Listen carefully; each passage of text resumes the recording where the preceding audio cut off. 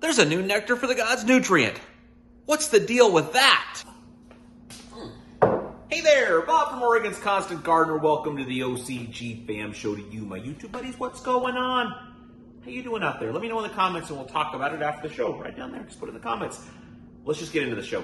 Chimera, it's a new nutrient from Nectar for the Gods. We've been talking about it a little bit and it's not quite out yet, but it's come about because of this whole alkalinity thing, but not so much just that some people were having issues with alkalinity and losing pH as they were going through their, losing their pH balance as they were going through their growth cycle, but it's grown into a bigger kind of discussion about growing in general and how these things all work together. And Scott and I, someone that's actually using a test version of Chimera, put in a question in the comments when we did our last viewer questions episode, and Scott and I talked a fair bit about it, and that's the clip I'm going to show you.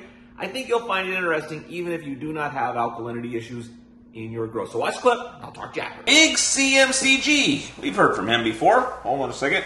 What kind of longevity does Chimera have when using it with RO water? I added the Chimera a few days prior to flip to flower. Notice the plant stayed darker green during this stretch also. Thanks, guys. The Chimera's out?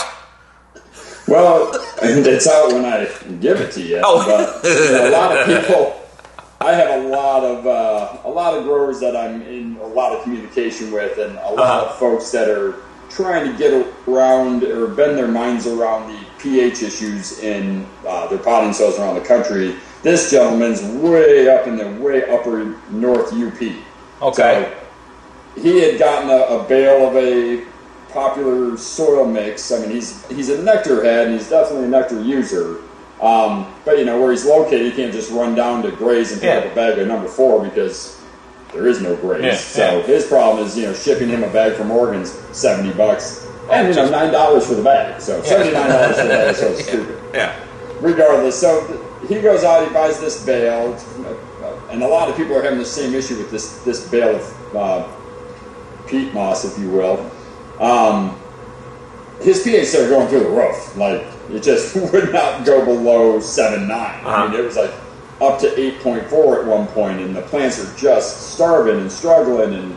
And so we finally got him on the other end of that. We got him some potting soil, got him the right levels, and now what we're doing is, because he had to use some RO water, he's had some issues there with the pH, we got him the Chimera to keep his pH in check all the way through. Because of where he's located, he can't just go out and get the limestone from down to earth. It was one of those where he had some great runs when he lived down in the southern part of the mitten, and then once he moved to the northern part of the mitten, the water changes, the environment changes, everything becomes a different beast. So we've been working together to get him back on track, which he's getting back on track by all means. So his question, and what we're seeing right now, like where we've been testing the Chimera is, you know, some of the bigger farms, a bunch of the smaller farms, some of the smaller hobby tents. So what we're seeing is, if applied right before going into bloom, it will carry a 10-week flowering cycle with no problem maintaining a pH